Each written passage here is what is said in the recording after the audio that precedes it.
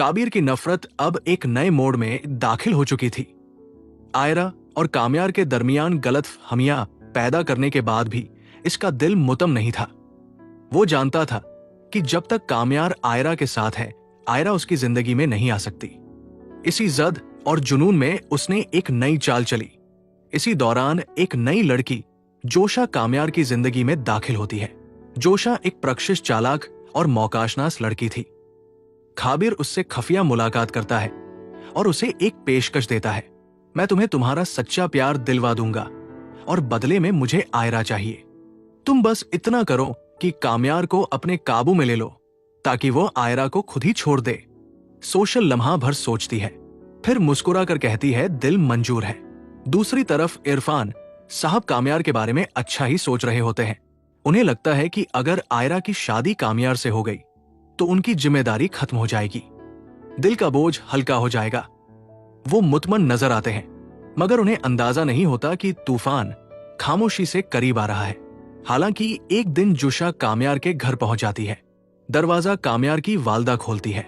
आप कौन? वो हैरानी से पूछती है। सोशा पूरे एतमाद से जवाब देती है, मैं उस घर की मालकन हूं। फिर फौरन बात बदल कर कहती है, मेरा मतलब है मैं काम्यार की बहुत करीबी दोस्त हूं। काम्यार की वालदा चौंक जाती है, मगर जोशा को अंदर बिठा लेती है। काम्यार कहाँ है? वो पूछती है। इसी लम्हे काम्यार को आवाज दी जाती है। जैसे ही वो सामने आता है और जोशा को देखता है, उसके चेहरे का रंग बदल जाता है। आप कौन है? वो सख्त लहजे में पूछता है। पूरा घर साकेत हो जाता है। सब एक दूसरे को देखने लगते हैं। अगर काम्यार उसे जानता ही नहीं तो ये लड़की खुद को उसकी करीबी दोस्त क्यों बता रही थी? और यही वो लम्हा था जहां से एक नया फितना जन्म लेता है, जो आयरा और काम्यार के रिश्ते को एक बार फिर आजमाइश में डालने वाला था। सोशा की अचानक आमद ने आयरा के दिल में एक अनजान सा खौफ बसा दिया था। अगरचा काम्यार ने साफ लफ्जों में कहा था कि वो इस लड़की को नहीं जानता, मगर आयरा का दिल मानने को तैयार नहीं था।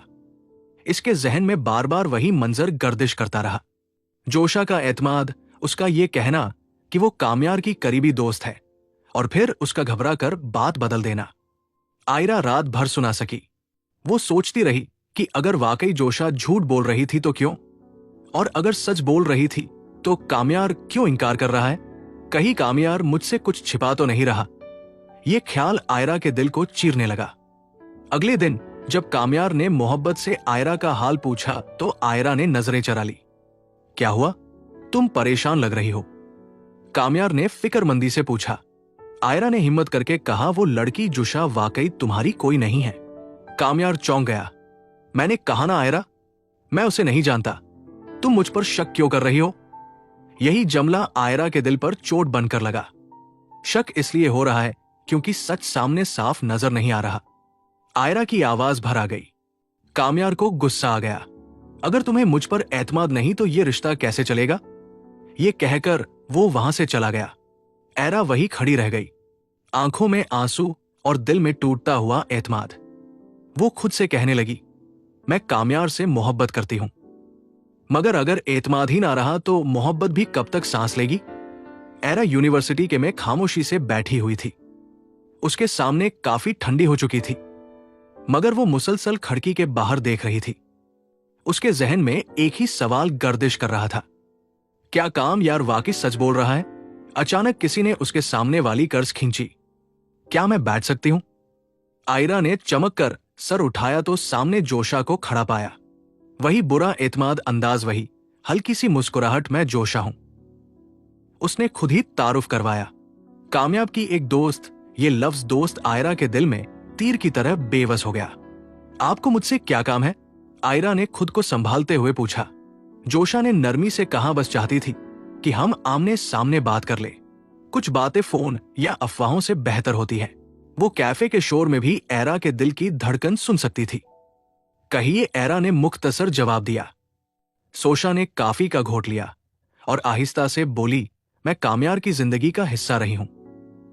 काफी उर्से से शायद तुम्हें यह सुनकर अच्छा ना लगे, मगर सच अक्सर कड़वा होता है। आयरा का चेहरा जर्द पड़ गया। वो कहता है, वो आपको जानता ही नहीं, उसने बम मुश्किल कहा। सोशा ने हल्की सी मुस्कुराहट के साथ शान अचकाए। वो इनकार ही करेगा। मारद अक्सर अपनी सहूलत के मुताबिक सच छुपाते हैं। ये जुमला आयरा के दिल में शकूक की आग भड़का गया।